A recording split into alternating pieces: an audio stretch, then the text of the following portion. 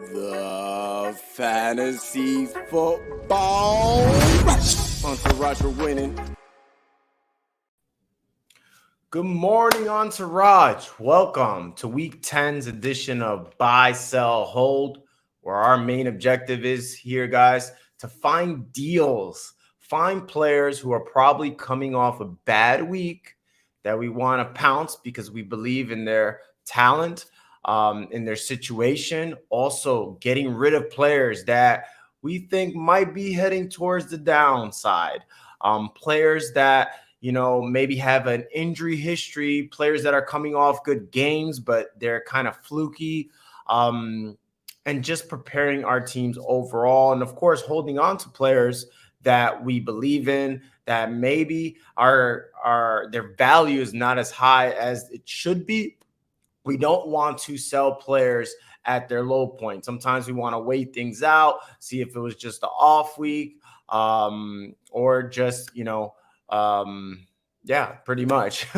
So the holds are usually closer to buys too. So that's just to, give you the quick rundown. If you're new to the channel, if you like what you see, don't forget to hit the like button, and more importantly, to subscribe, turn on that bell for notifications so you don't miss anything. As we know, fantasy football could be real time sensitive, and we've had some amazing calls. I had Kyler on the sell list. I believe a week or two. I had Kamara on the sell list last week. I've had Jonathan Taylor in the beginning of the year on the buy list, Nick Chubb on the buy list. We saw what he did, although hopefully he plays because of COVID. So we've made some amazing calls on these weekly videos, and I don't expect anything less this week. Week 10, it's starting to get to the nitty-gritty. We're already past the halfway point. So we must be investing in players that we believe in, that are going to be there for us for the long haul through the playoffs and ultimately a championship. Okay. So I'm going to begin now with my buy list. And the first person up is Tyreek Hill. Now, Tyreek Hill is obviously always a buy, but it's usually hard to get a discount on a player of Tyreek Hill's caliber, right? But I feel like right now, the overall sentiment, and you could even throw Patrick Mahomes into this as well, the overall sentiment of the Chiefs is kind of like not as good as it's been in the past. Right now, he's coming off a 7-point game. Even though he had a decent game the week prior against the Giants, he did it more because of volume.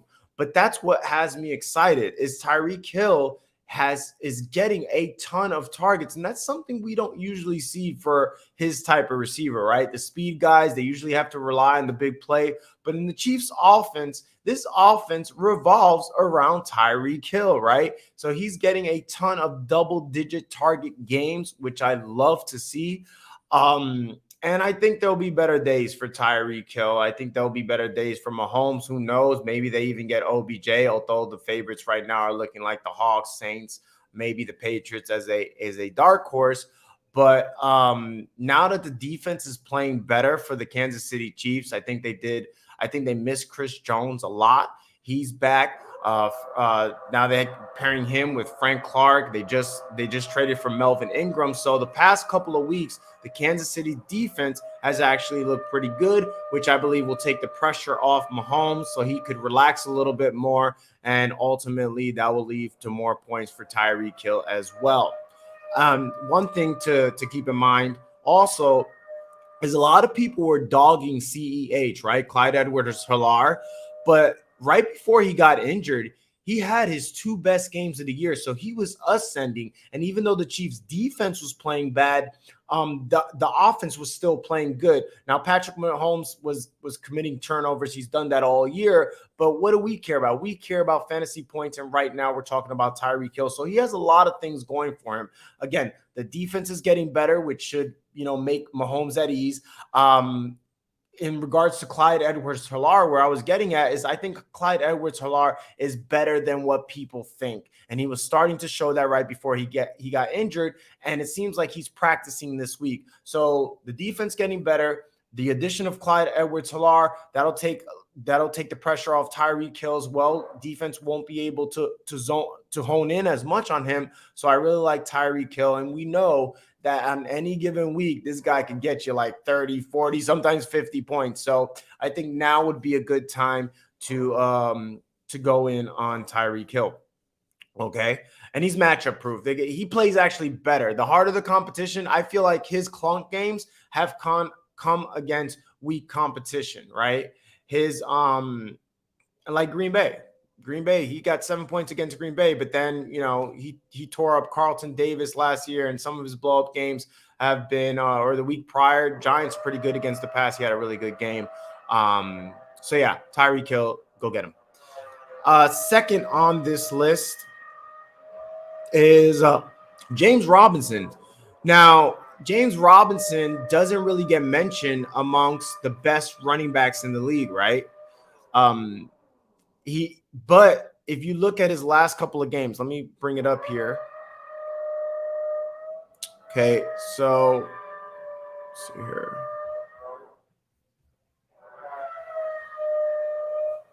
Do you guys hear that noise? It's horrible. Right when I'm doing a video.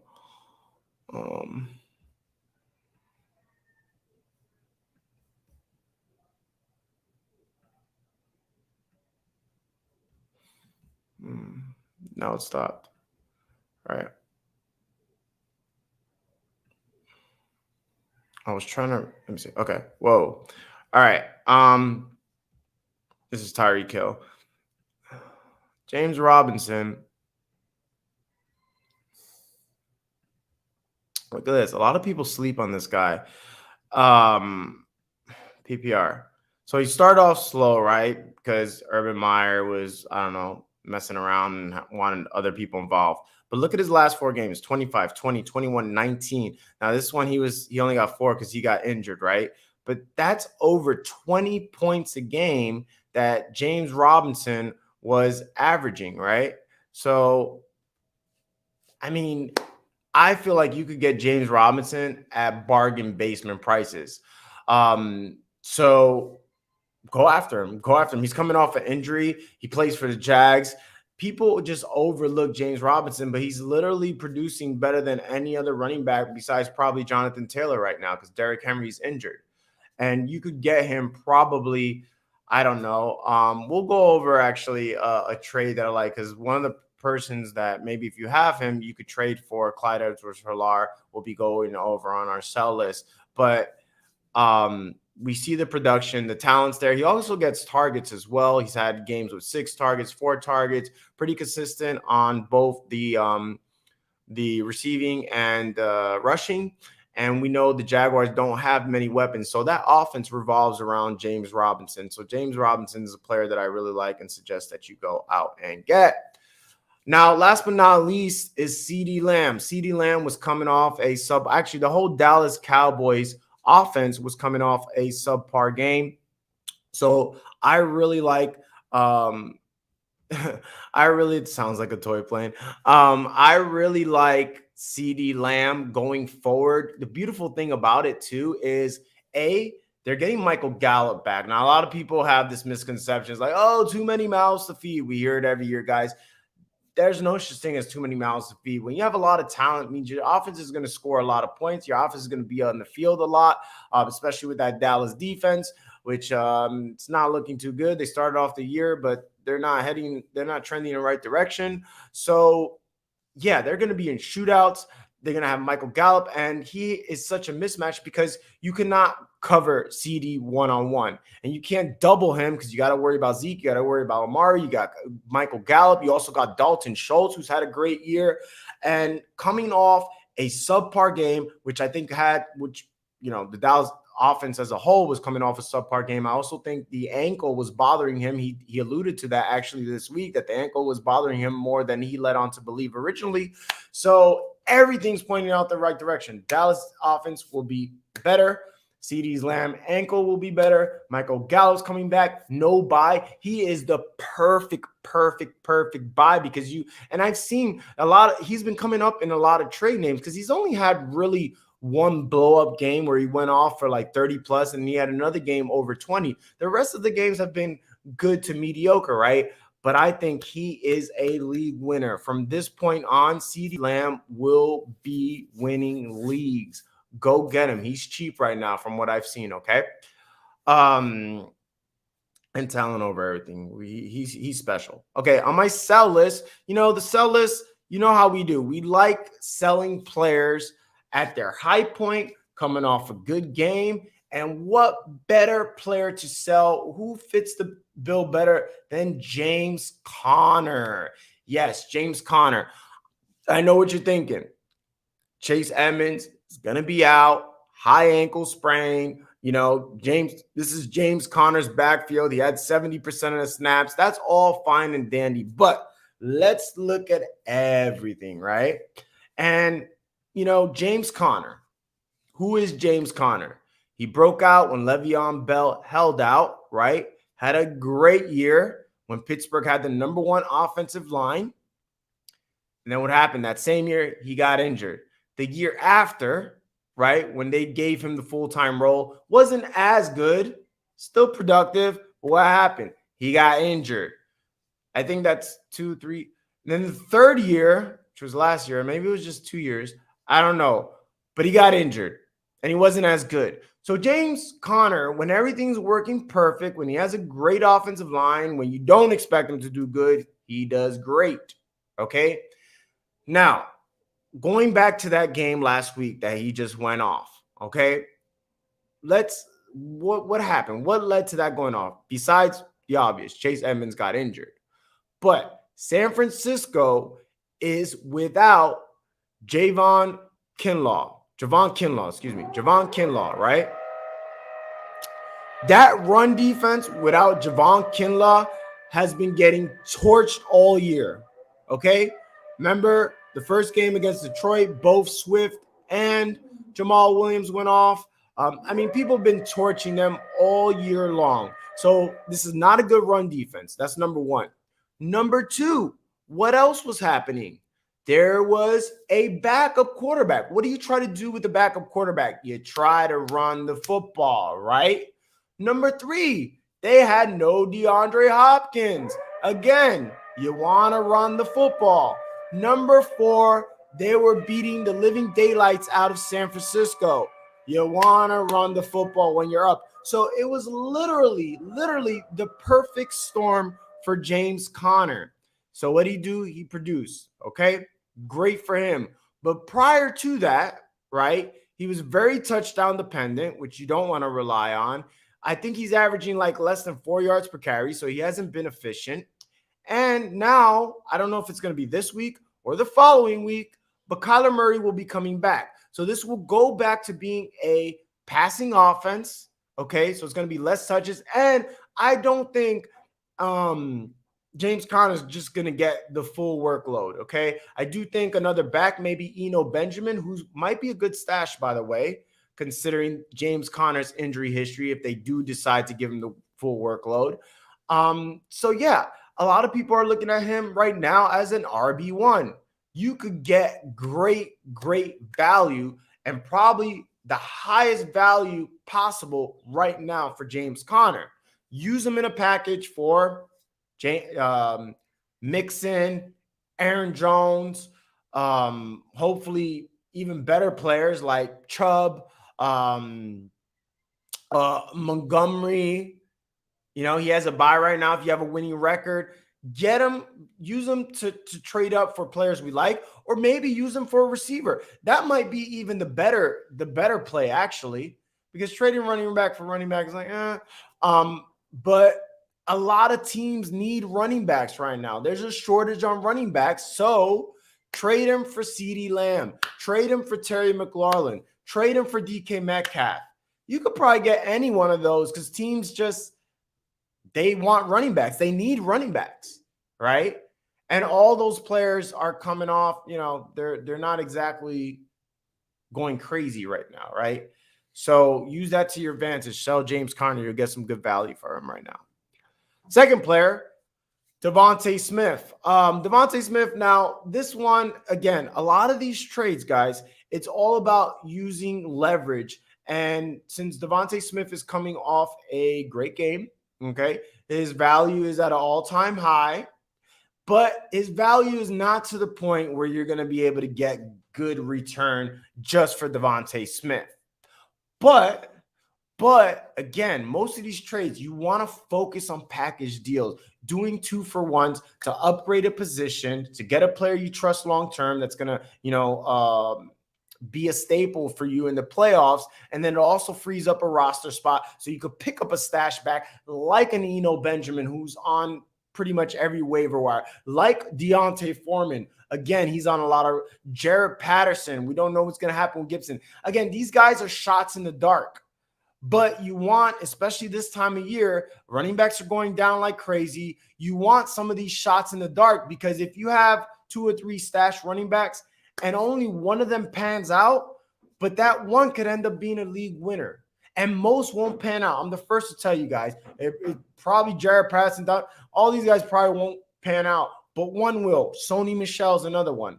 One of these guys will, and that's why you want to free up roster spots. So Devonta Smith may not get you, solid return, but if you use a Devonta Smith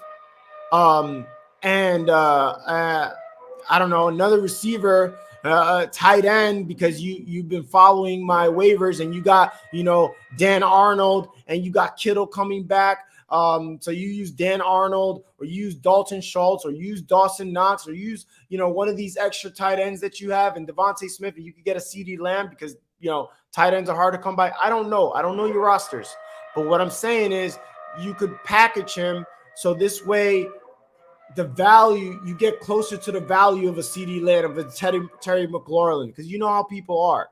They're very in the moment, and because these players haven't exactly taken off, or they're coming off of lackluster weeks, I think you could take advantage. And Devonta Smith's a great talent, but it's going to be very hard for him to be consistent in that offense, right? Especially now that they've been more run focused. He relies on the big play. I don't trust Jalen Hurts' accuracy that much, and we've seen it. He's had some big games, but he's also had a lot of single digit games as well. Okay. Last but not least, Melvin Gordon. Now, this was probably the last. You guys know how much I love Javonte, so it's not a shocker that he's on this list. But this is probably one of the last times, probably the last time you're going to be able to get really good value, because I checked, and believe it or not, and here's the thing, guys, I'm very objective. Melvin Gordon has looked good. I can't deny that. But Javonte Williams is a superstar, and you can't deny that. I mean, he had over 100 yards rushing this last game, his first one, and he was just trucking guys, right? But Melvin Gordon, believe it or not, is the RB15 right now. That's pretty good. That's a great sell point. He's averaging well over, I think, 4.5 yards per carry. He's coming off a really good game. He scored a touchdown. He's still the snap leader just by a little bit.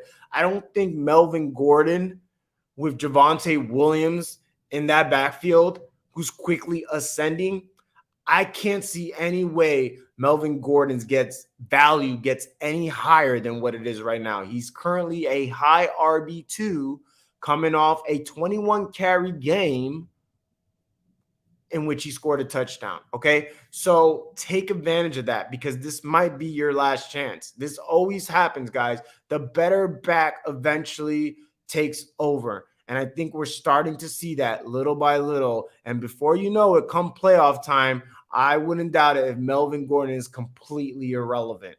Okay. So, and he's another player with injury history. So take advantage of that and sell him at a high point before you get nothing. All right. Last but not least, my holds.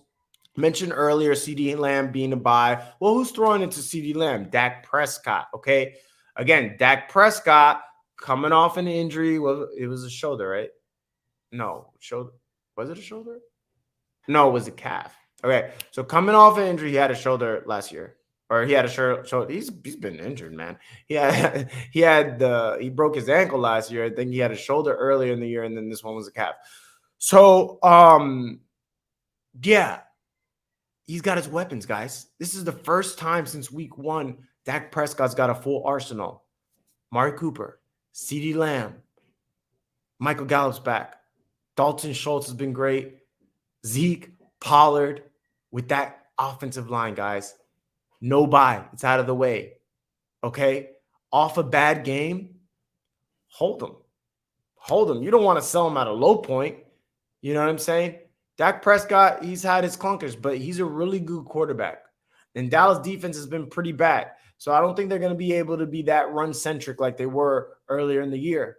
So make sure that you don't want to sell players, good players, at a low point. Sometimes we just strike out. We want to get rid of a player, because if he's that close to being dropped, then yeah, you could sell him at a low point because whatever, or package him for something else.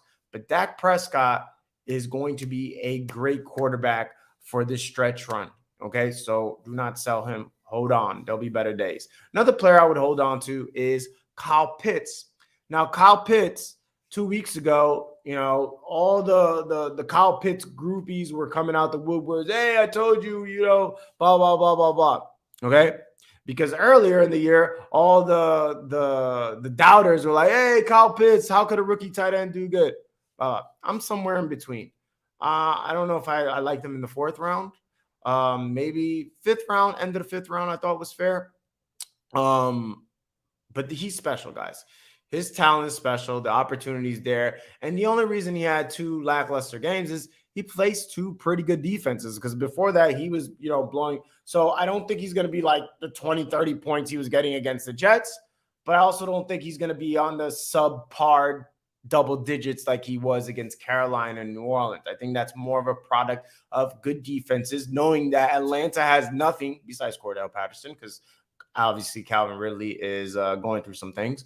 So there'll be better days. There'll be better days starting this week facing Dallas, who's weak against the tight end. That could be a high-scoring game. So Pitts, people might have been thinking, oh, he's a rookie. Those games were a fluke. He's had 2. He came back down to earth. Take advantage of that, because I think he'll, instead of being the 20, 30-point player, or less than 10, I think he'll be about that 15 range, which is great for a tight end. The targets are there. The talent's there. The routes he's running. He's basically a receiver playing tight end. So right now I guess I'm kind of like, you see, that's why holds are like buys. But whatever. If you have Kyle Pitts, don't trade him now is what I'm trying to say. And you could buy him too. Last but not least, now, this one, you just it's not looking great for Courtland Sutton for several reasons. There's just a lot of mouths to feed. And I know, I'm talking on the 2 sides of my mouth. You've been tuning in since the beginning because I said, don't worry about 2 mouths to feed, good offense. But that works when it's a good offense. Dallas is a good offense. Tampa is a good offense. Okay. Denver is not a good offense because Denver doesn't have a very good quarterback. Now, Teddy Bridgewater is a starter in this league, but he's more like a game manager. He's more of like a better real life quarterback than a fantasy quarterback. He's not going to throw for 300 yards every game. But at the same time, what are you going to get for Courtland Sutton right now? Everybody's enamored with Jerry Jeudy, right? So you're not going to get anything for him. So you don't want to sell him because the talent's still there. Now, consistency is going to be an issue. We saw Tim Patrick this week. The week before that, I don't know who was it. No fan, or maybe it wasn't anybody. I don't think anybody went off the week before. If I'm just going, guys, when I do these videos, by the way, I just go off the top of my head, find out players that I like coming off bad weeks or good weeks or whatever, and I just start talking off the top of my head. So consistency is going to be an issue, right? But he's the type of player, he can overcome tough matchups. We don't know when that's going to be, unfortunately, right? But he can overcome tough matchups. He's going to be a boomer bust, wide receiver 3, but you're not going to get anything for him. So I'd rather you keep him. Now, if you could package him, as long as you're not giving up too much, but he's still a talent and he still could go off on any week. It's just going to be hard to predict when those weeks are. So you might as well keep him. That's my take. I actually like Courtland Sutton's talent a lot, though. But, that's that. So quick recap. If you're just tuning in, don't forget to hit the like button, guys. If you want to do a super chat, that's great, too. Support the channel. But a quick recap. We got our buy list. James Robinson, Tyreek Hill coming off a subpar game, CD Lamb as well. I love Lamb, guys. And the beauty about Lamb is, it's going to be harder to trade for a Tyreek. I get that. But I've seen the trades that Lamb's been coming up a lot in trades, and he's done with his bye. It's just smooth sailing. He faces Atlanta this week. So yeah, those are my buys. My sells are James Conner, Devonta Smith, and Melvin Gordon. Again, I get it.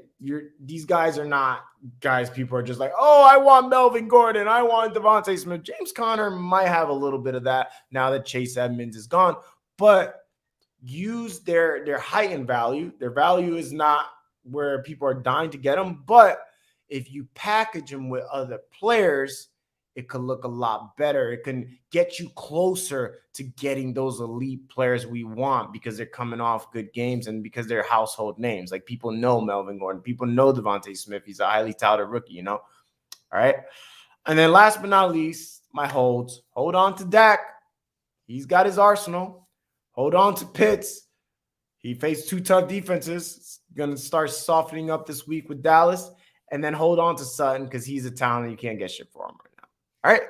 So now your turn, guys. What kind of questions you got for me? Would you trade DJ Moore for CD Lamb? Absolutely. Traded Dak Drake for Matt Ryan, Scary Terry in a 2 QB league. And my other QB is Josh Allen. My wide receivers are Godwin, DJ Moore. With Godwin's foot injury and DJ Moore's lack of production made me concerned. Okay, that's fair. Yeah, I mean, that's fair. That's not a bad trade. I like it. I'm trying to package Goddard plus Moore for Lamb, and still the guy won't do it. 1-for-1 would get Lamb past his bye week as well. Trying to package Goddard plus Moore for Lamb, and still the guy. All right, so what's your point? Good trade. Yeah, I think it's a pretty good trade. I don't think it's like the most amazing trade ever, but I think it's solid. I like it though. Because I like Terry a lot, and then actually, yeah, I like it. I like it more because of who your receivers are. There's a lot of uncertainty. So I think you had to do that trade. So I like that trade. And Matt Ryan, I think for a 2 QB league as your second quarterback, first one being Josh Allen, I think you did good. I do. I like it. Good job, Jared.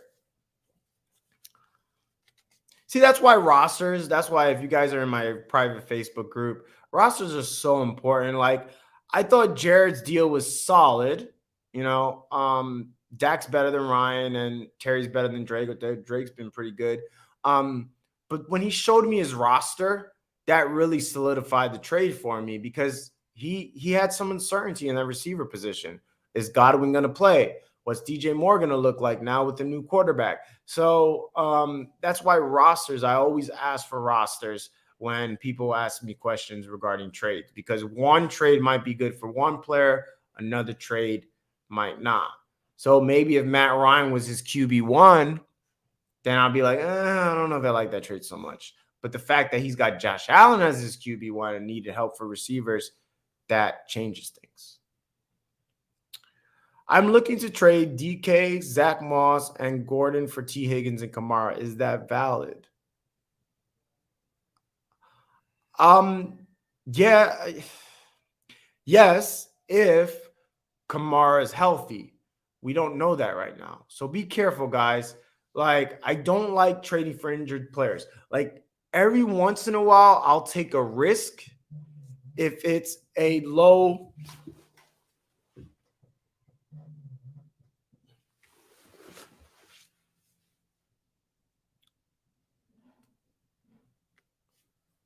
Sorry. Every once in a while, I will take a risk if it's a low risk, right? You gotta look at the risk benefit factor. That's what I'm looking for. It's kind of like if you've ever traded stocks or crypto, it's like there's risky stocks out there where they got huge potential, but it could go to zero. And then there's stocks that have huge potential, but they have some risk, but maybe not zero risk. Maybe there's you'll lose like 50% or whatever, but you'll gain 1,000%, right? In this particular trade, if you strike out, you're done. Because if Melvin Gordon is injured for real, and you just traded DK Metcalf, and now you probably need a running back. It's the reason you're trading for Kamara, I'm assuming. And now you got no running back. You probably don't got any, because let's face it, guys, championship teams have 2 or 3 elite players. What I mean by elite is top 5 players. Elite players are hard to come by. So chances are, I'm pretty sure that if you do this trade, you probably won't have any elite players, or maybe 1 elite players. So playoff teams have 2 elite players.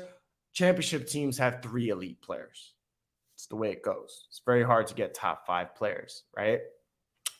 So I would not do that unless we find out Kamara is going to be okay. Okay.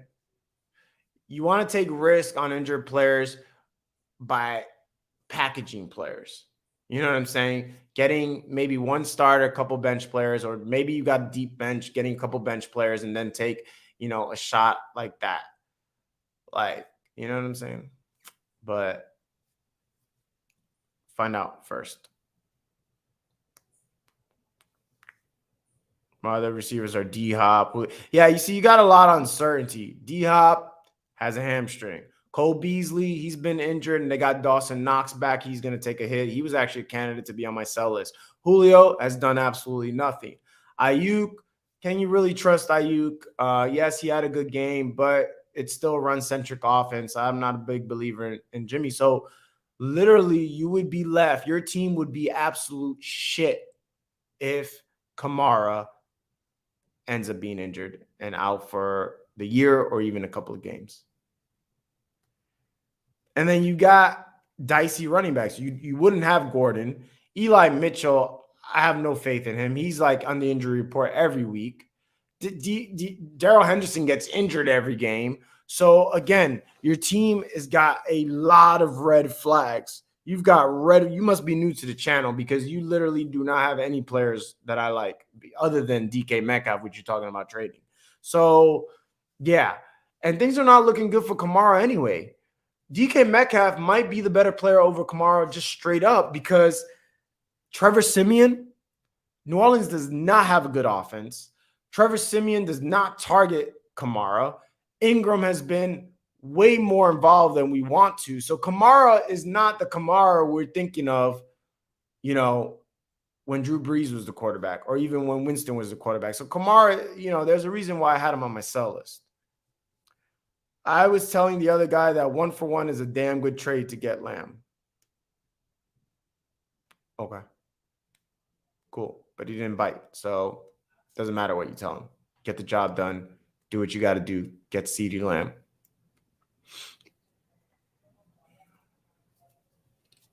All right, guys. I'm going to start wrapping this up. So any last minute questions, put them in, or forever hold your peace. Also, big things going on in the crypto space, guys. Do not miss out. I have the first fantasy token. It's completely decentralized. I don't own it. The community owns it. I just invested in it. This is not financial advice, but if you want to get behind a community token, you guys seen what's going on with these other community tokens like Shiba, like Dogecoin in the past. So the goal is to grow this to new heights, so we can get a token that the fantasy football community can stand behind. I'll leave the descriptions, fantasytoken.io, to find out more. All right, guys. Until next time, thanks for tuning in. Don't forget to hit the like on your way out and comment any other questions you have. Until next time.